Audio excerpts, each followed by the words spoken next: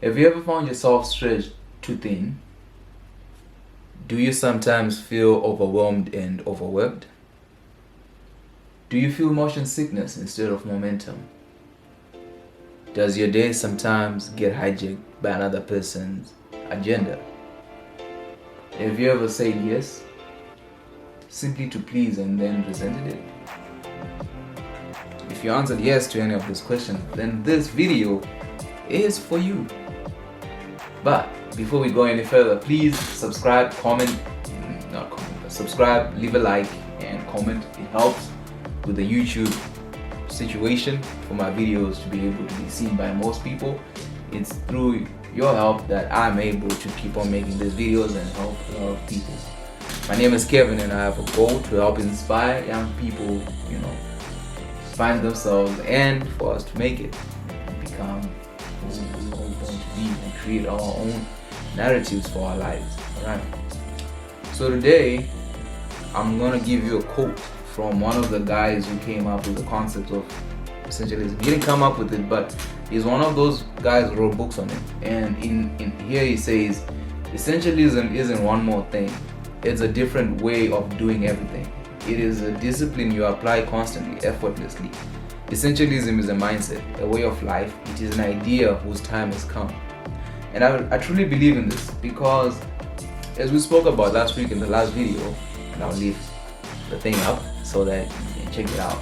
Essentialism is basically something that, it's not, we've all experienced it, especially if you lived in 2020. So if you're watching this video, I'm assuming, you were part of us in 2020. It's about doing the things that are most important to achieve whatever we seek to achieve, and not doing things that are not important to what we've defined as success. So, take an example of any goal. Let's say you're at work, right? And you have a task, and your boss says, do this, let's say you work in a clothing company, and they're like, I need you in a retail store, I need you to fold 100 t-shirts, but that your shift ends in 2 hours, and folding 100 t-shirts is far from possible. And then here comes your boss and says, oh, you have time, I need you to do a COVID checklist, I need you to clean the store before you do this. In this moment, you're supposed to be able to say to your boss, no, I cannot do it, because if I do that, then I'm not able to complete this task. And the most essential thing for me to do is to finish these t-shirts, because if I don't do these t-shirts, they'll be waiting for me tomorrow, and that only limits me in what I'm able to do. So that task will not be completed, and you cannot keep on adding more tasks on me. It's not essential. You know what I mean? Like doing the COVID checklist is not an essential task compared to what you're trying to do at that time. So that's where we get this concept from. Greg McKeown, I don't know if that's how you speak, he goes on to say, the way of the essentialist isn't about getting more done in less time. It's not about getting less done. It's about getting only the right things done. It's about challenging the core assumption of we can have it all and I have to do everything, and replacing it with the pursuit of the right thing in the right way at the right time. It's about regaining control of our own choices about where to spend our time, energies, instead of giving others implicit permission to choose for us.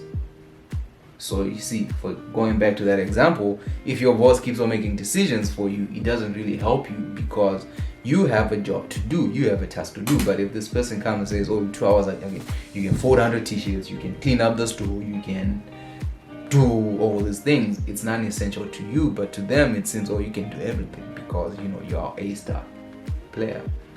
But that's not a good thing. It reminds me of stories like, I don't know if has this happened to you. When I was in high school, what would happen is the best student, the guy who got high scores, they would keep on adding responsibilities on that person. You become the class monitor, and then you class captain, a prefect, a house captain, school head boy.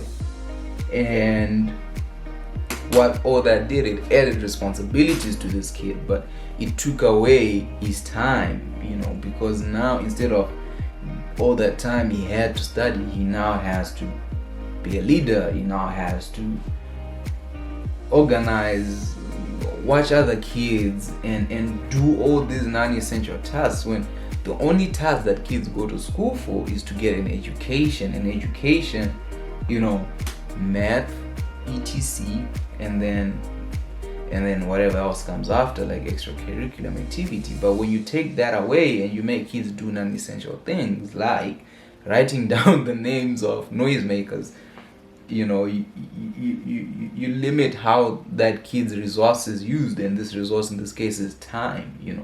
So when we take that same concept and you look at it to yourself as you've gotten older, a lot of things that you've decided to start doing have been non-essential to your growth. They've been non-essential to the pursuit of your goals. When your cousin sister calls you and says, can you come and babysit, but because you feel obliged to, but you have an exam in the next 3 days, but you just agreed because it's your cousin's sister and it's your favorite nephew, now you've taken away from your need to do something. You can no longer study, you have to go take care of the kid, and you've lost out on something. And then come the day of your exam, if you fail, they'll look at you and say, why didn't you study? And when that happens, you are stressed out, and then you start saying, man, these people don't support me.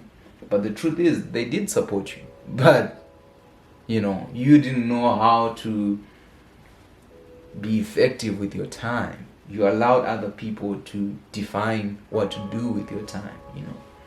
When we look at this year where the government came out and told us, non-essential work is no longer allowed. Who defined essential? Somebody did, but if we did the right things, then we're able to say, no, but this is essential to me, and this is how we do what we need to do. So if you ever find yourself in a situation where you're overwhelmed by the activities that people are telling you to do, you have to look back and say, what is essential for me, for my happiness, for what I'm trying to achieve, what is essential, to my time, and how can I distribute that? I have 24 hours in a day, and I need to do this in order for me to end up in this situation. I cannot do that, and I think this concept of becoming an essentialist is something that's very beneficial to anybody, especially to young dreamers, because the path to your goal is dependent on the different tasks that you have to do. So if you want to be a soccer player, it's essential that you have training. You have training and your education. Those are primarily the most important things that you can do. So it's not an essential activity for you to be found in a club or in a music contest because you have a little bit of music in you and you can do that. It's not necessary for your development. And I truly believe becoming an essentialist is embedded in what do you call this? Becoming an essentialist is something that comes from having a goal. And once you have a goal, you have to be able to discipline yourself to say, I'm going after the pursuit of this and I'm going to achieve it. You have to be process oriented. Without that, you find yourself in situations where you have to do everything and you stretch yourself too thin because you do not know what's necessary in your life to do. So you have to sit down and think, what is the most important thing for me to go from point A to point B to point C, and then be willing to do it, because without doing it, you run the risk of constantly worrying, of constantly stretching yourself too thin, because you believe that everything matters and you can do it all. But the truth is, you cannot do it all. You really have to understand that concept, that every time you say yes to something, you're saying no to something else.